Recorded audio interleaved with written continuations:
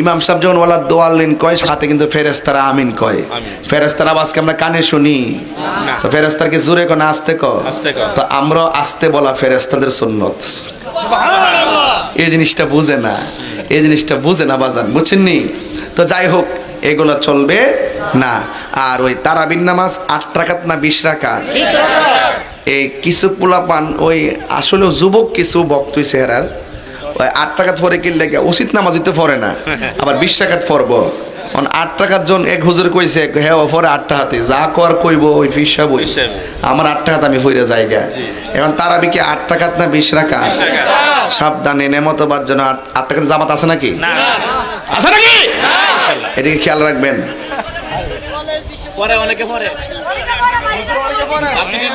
আচ্ছা বুঝছি আমি, অনেকে 20 রাকাত জামাত হয়, 20 রাকাত হয়, অনেকে 8 টাকাত ফিরে বাইরে জায়গা।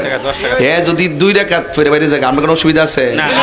হের কপালে যদি মসজিদ নাই এত 8 টাকাত পড়ছে, যদি মসজিদ নাই আমার বাপের কোনো অসুবিধা আছে? তো হ্যাঁ চিন্তা আমরা করে লাভ কি? আমাদের সমাজে যেটা চলতেছে এটাই চলবে। তবে খেয়াল করবেন আলাদা কোনো মৌলবি যাতে এইভাবে 8 টাকাতে জামাত চালু করতে না পারে। কথা কোন ঠিক না বেঠিক? কথা কোন ঠিক কিনা বলেন? মন থাকবো, বারবার কিন্তু হাত তুলতিব, এটা বন্ধ, এগুলা কি বন্ধ। মন থাকবো না বাজান। মোটামুটি আজকে ওয়াজ লাইন মতো করছি না? আমি কি ওর বিরুদ্ধে বলছি? আমি জাস্ট যেটা যেভাবে আছে সেটা বলছি। একজন আমার বলছে ঘরে যাওয়ার পরে এটা একটা বাঙ্গা দিয়ে যায়, আমরা মনে কষ্ট নিয়ে না। একজন আমার কানের কাছে মুখটা লাগাই গেছে, হুজুর জানাজার নামাজের পরে দোয়ার ব্যাপারে আপনি কিছু কইেন। কিছু লোক আছে জানাজার নামাজের পরে দোয়াটা মানে না, আসেনি বাজার? এটা আমি একটু কইয়া দিয়ে যাই। জানাজার নামাজের পরে দোয়া যারা বলেন নাই তাদের কিছু যুক্তি আছে। তারা 1 নম্বরে কয় জানাজার নামাজটাই দোয়া, আবার দোয়া করার কি দরকার? 1। 2 নম্বর কয় রসুল বলছেন 3 কাজে দেরি করুন নাই।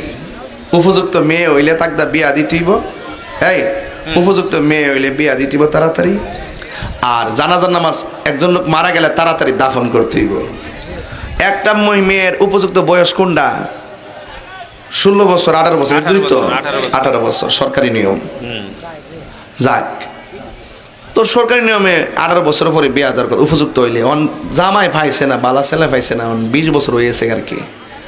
20 বছর কালো বালা জামাই পাইছে না, বা লেখাপড়া করতেছে, মাস্টার্স করব, একটু দেরি হয়েছে আর কি।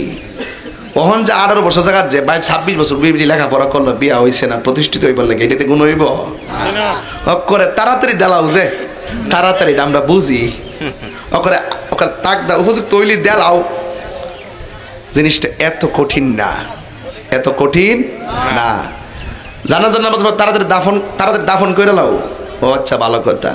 জানাজার নামাজটা মারা গেছে সকালবেলা, ও আর কথা জোহরের উপরে, হঠাৎ করে সিদ্ধান্ত নিচ্ছে আসর উপরে হইব, দেরি হয়েছে নি?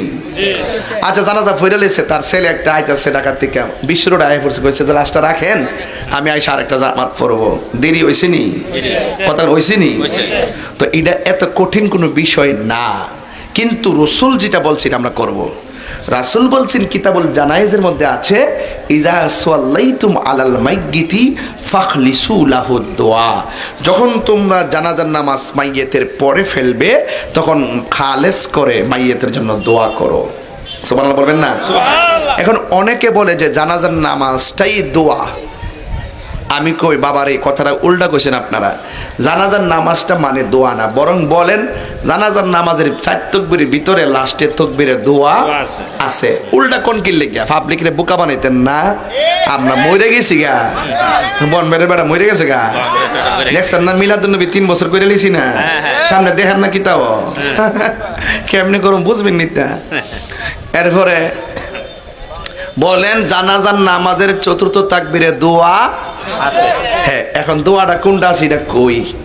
আল্লাহুম্মা, হে আল্লাহ, ইগফিরলি, আমাকে ক্ষমা করো, হাইয়িনা, আমাদের মধ্যে যারা জিন্দা এদেরকে মাফ করো, ওয়া মাইয়িতিনা, যারা মৃত তাদেরকে মাফ করো, ওয়া শাহিদিনা, যারা উপস্থিত তাদেরকে মাফ করো, ওয়া গায়িবিনা, যারা অনুপস্থিত তাদেরকে মাফ করো, যারা ছোট তাদেরকে মাফ করো, যারা বড় তাদেরকে মাফ করো, যারা পুরুষ তাদেরকে মাফ করো, যারা মহিলা তাদেরকে মাফ করো। এখন আজকে যিনি মরল নেমতাবাদের, তার লাগে কোনো দোয়া আছে?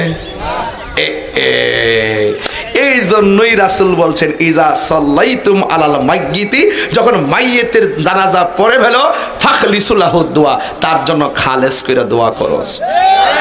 এই জন্য আমরা দোয়া করি আল্লাহ একটু পরে তারে কবরে দিব, কবরে 3টা প্রশ্নের উত্তর ইমানের সাথে দেওয়ার তৌফিক দিয়া দিও। এক কারণ।